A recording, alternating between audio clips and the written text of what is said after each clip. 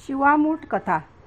नमस्कार श्रोते हो, कसे आहात आपण मजेत आहात ना? आपण मजेतच असाल अशी अपेक्षा करून मी आपले माझ्या यूट्यूब चॅनेलवर सहर्ष स्वागत करीत आहे. श्रोते हो, नुकताच श्रावण महिना सुरू झाला आहे. श्रावणात सर्वांना आनंद होतो, भरपूर सण आणि उत्सव येतात. आपली संस्कृतीच मुळी सण उत्सवाने भरलेली आहे. सगळीकडे हिरवेगार झाडे वेली दिसतात, शेतात पिके वाढलेली दिसतात. धार्मिक लोक श्रावणी सोमवार धरतात, शिवभक्ती करतात, शिवाचे पूजन अर्चन करतात. श्रावणात धार्मिक लोक शिवलीलामृत कथा, कृष्णाच्या कथा वाचतात. श्रोते हो, आज मी आपणास शिवामुठीची कथा सांगणार आहे. चला तर मग आपण कथा पाहूया. एक आटपाट नगर होते. तिथे एक राजा राज्य करीत होता. त्या राजाला 4 सुना होत्या, 3 आवडत्या आणि 1 नावडती. आवडत्या सुनांचा तो चांगला प्रतिपाळ करीत असे व नावडत्या सुनेस मात्र उष्टे जेवायला देत असे. नेसायला जाडे भरडे, राहावयास गुरांचे बेडे दिले. तिला गुराख्याचे काम करण्यास दिले. काही दिवसांनी श्रावण मास आला. नावडती राणी कामासाठी बाहेर गेली. नागकन्यांची आणि देवकन्यांची हिची भेट झाली. बाई बाई कोठे जाता, असे नावडत्या सुनेने देवकन्या आणि नागकन्यांना विचारले. महादेवाच्या देवळी जातो, शिवामूठ वाहतो, याने काय होते? भ्रताराची भक्ती होते, इच्छित कार्य सिद्धीस जाते, मुले बाळे होतात, नावडती लोक आवडती होतात, वडील मनुष्यांकडून सुखाची प्राप्ती होते, असे त्या देवकन्या आणि नागकन्यांनी सांगितले. तू कोणाची कोण? मी राजाची सून, मी तुमच्याबरोबर येते. त्यांच्याबरोबर ती देवळात गेली. नागकन्या व देवकन्या वसा वसू लागल्या. नावडतीने त्यांना विचारले, काय ग बायानो, कोणता वसा वसता? आम्ही शिवामुठीचा वसा वसतो. त्या वशाला काय करावं?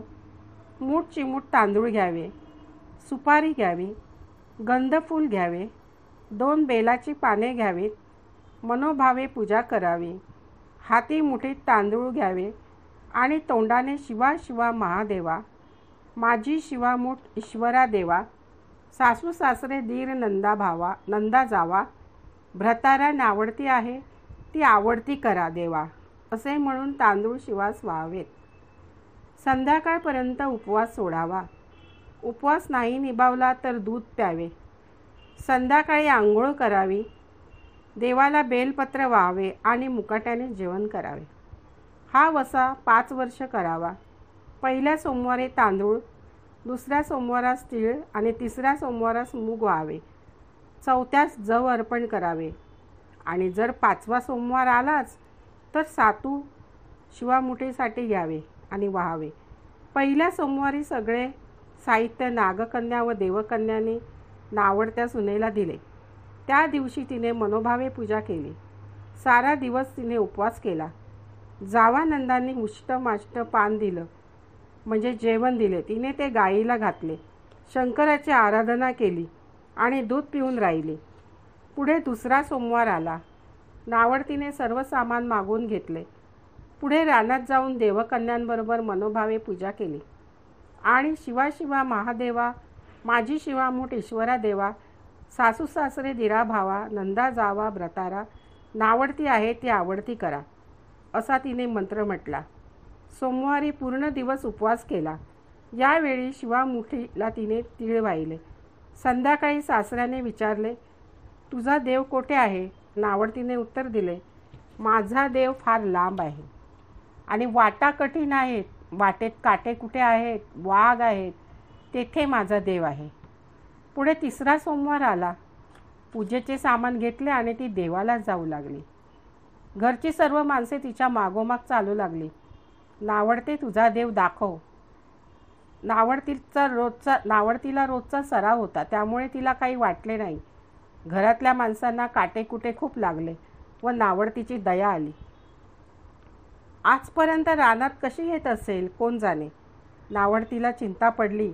तिने देवाची प्रार्थना केली. देवाला तिची करुणा आली. नागकन्या या सहवर्तमान देऊळ सुवर्णाचे झाले. रत्नजडीत खांब झाले. हंड्या झुंबरे लागली. स्वयंभू महादेवाची पिंडी निर्माण झाली. सगळ्यांनी देवाचे दर्शन घेतले. नावडती पूजा करू लागली. गंध फुले वाहू लागली. नंतर पूर्वीसारखीच प्रार्थना करून शिवाला मूग अर्पण केले. राजाला मोठा आनंद झाला. नावडतीवर सर्वांचे प्रेम वाढले. दागिने घालायला दिले व चांगली वस्त्रे नेसायला दिली. खुंटीवर पागोटे ठेवून राजा तळे पाहावयास गेला. नावडतीची पूजा झाल्यावर सगळी माणसे बाहेर आली. इकडे देऊळ अदृश्य झाले.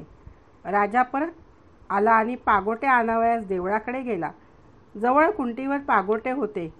तेव्हा आत्याने विचारले, हे कसे झाले? तेव्हा नावडती म्हणाली, माझा गरिबाचा हाच देव. मी देवाची प्रार्थना केली व त्याने तुम्हाला दर्शन दिले. सुनेमुळे देव भेटला म्हणून पालखीत घालून तिला घरी आणली. नावडतीची आवडती झाली. नावडतीला जसा शंकर प्रसन्न झाला तसा तुम्हा आम्हास हो. तात्पर्य. श्रोते हो, हा श्रावण महिना सध्या सुरू आहे व शंकर भगवानांना श्रावण महिन्यात शिवामूठ दिलेली अर्पण केलेली खूप प्रिय असते. म्हणून जे श्रावणी सोमवार करतात त्यांनी ही मूठ अवश्य व्हावी. या कथेत मूठ देताना मंत्र दिलेला आहे. ज्यांनी उपवास केला नसेल त्यांनी देखील मूठ अर्पण करू शकतात. हा महिना महादेवाचा जप अवश्य करावा. बेलपत्र व पांढऱ्या रंगाची फुले, धतुरा, बेलफळ व्हावे.